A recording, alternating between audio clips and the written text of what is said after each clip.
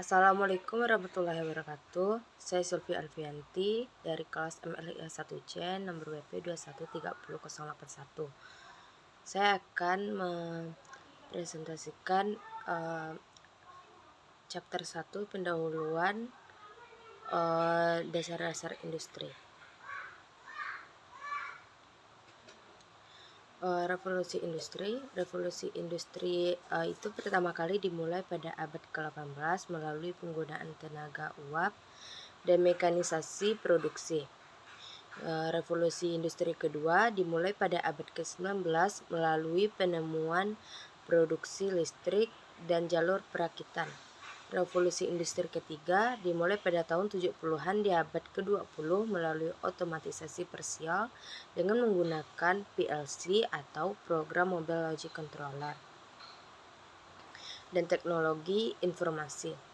Revolusi industri keempat, revolusi ini ditandai dengan penerapan teknologi advanced, robotik, 3D, printing, Internet of Things atau IoT, kecerdasan buatan big data, augmented reality.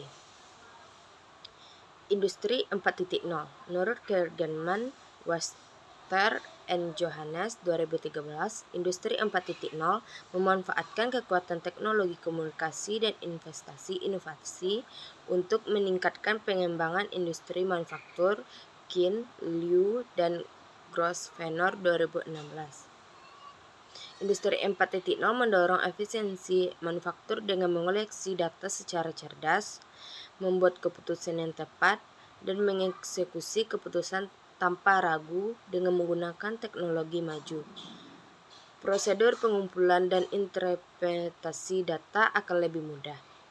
Kemampuan operasi interoperabilitas bertindak sebagai jembatan penghubung yang memberikan sebuah lingkungan manufaktur yang terpercaya di industri 4.0. Di industri 4.0, aspek paling penting pada fungsi artificial intelligence. Prinsip desain industri 4.0. Yang pertama, interoperabilitas atau interkoneksi atau konektivitas, yaitu kemampuan untuk membuat sistem dan organisasi bekerja sama untuk bertukar informasi dan menggunakan informasi tersebut, atau IoT, iOS, dan GPS. Yang kedua, virtualisasi GPS atau dapat membantu untuk memantau proses fisik dan dapat membuat virtual salinan dunia fisik. Yang ketiga yaitu desentralisasi atau otonom, dapat mengambil keputusan secara mandiri dengan adanya komputer yang tertanam atau embedded. Yang keempat yaitu kemampuan real-time data atau informasi yang dikumpulkan dapat dianalisis secara real-time. Status pabrik yang dapat dilacak dan dianalisis secara terus-menerus. Yang kelima yaitu orientasi layanan. GPS dapat menawarkan fungsionalitasnya sebagai lawan web yang lebih baik. Yang keenam, modularitas, yaitu modul universal produksi baru dapat ditambahkan pada sistem produksi yang ada dengan prinsip plug and play. Manfaat industri 4.0 yaitu yang pertama, efisiensi dengan otomatisasi, bantuan robot, simulasi, dan AI. Maka industri akan membuat keputusan real-time lebih cepat namun tetap efisien dengan kualitas yang tinggi. Yang kedua yaitu lincah atau agility. Industri 4.0 mampu mendorong ke tingkat kelincahan proses berikutnya karena kondisi mesin atau produknya dapat dideteksi sensor lebih cepat. Yang ketiga yaitu inovasi, mampu menciptakan inovasi produk baru dan eksperimen dalam desain yang lebih cepat. Yang keempat yaitu pengalaman pelanggan produsen dapat memberikan kemungkinan layanan dengan fitur yang lebih baik pada pelanggan, bahkan dimungkinkan servis pelanggan. Yang kelima, biaya memang awal investasi itu butuh biaya. Namun begitu pabrik menjadi cerdas, biaya menjadi turun secara drastis. Yang keenam, pendapatan. Dengan kualitas lebih baik, biaya lebih rendah, HIMAX dan customer satisfaction, maka pendapatan semakin meningkat. Tujuan dari industri 4.0 yaitu membuat industri manufaktur dan industri terkait lainnya seperti logistik dapat, yang pertama, lebih lincah atau agility, yang kedua lebih efisien, yang ketiga lebih berpusat pada pelanggan, yang keempat dapat melampaui kinerja otomatisasi dan optimasi pada revolusi industri sebelumnya. Yang kelima yaitu dapat mendeteksi peluang dan munculnya model bisnis baru. Kebijakan Industri 4.0.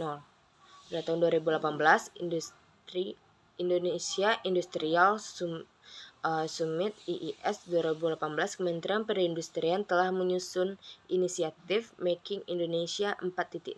Making Indonesia 4.0 memberikan arah dan strategi yang jelas bagi pergerakan industri Indonesia di masa yang akan datang. Pada tahun 2019, Keputusan Menteri ini Perindustrian RI nomor 1532 tahun 2019 tentang kurikulum Industri 4.0 pada pendidikan vokasi industri di lingkungan Kementerian Perindustrian. Pada tahun 2020, Peraturan Menteri Perindustrian Republik Indonesia nomor 21 tahun 2020 tentang pengukuran tingkat kesiapan industri dalam transformasi menuju industri 4.0. Selanjutnya, 7 sektor industri prioritas Making Indonesia 4.0 yaitu yang pertama makanan dan minuman, yang kedua tekstil dan busana, yang ketiga otomotif, yang keempat kimia, yang kelima elektronika, yang keenam farmasi, yang ketujuh alat kesehatan. Making Indonesia 4.0 sebuah roadmap atau peta jalan mengenai strategi Indonesia dalam implementasi memasuki industri 4.0 untuk mencapai 10 besar ekonomi terkuat dunia di tahun 2030. 10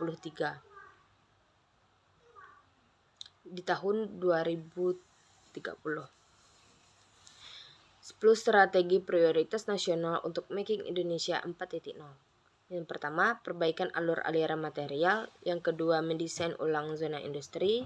Yang ketiga, peningkatan kualitas sumber daya manusia. Yang keempat, pemberdayaan UMKM. Yang kelima, menerapkan insentif investasi teknologi.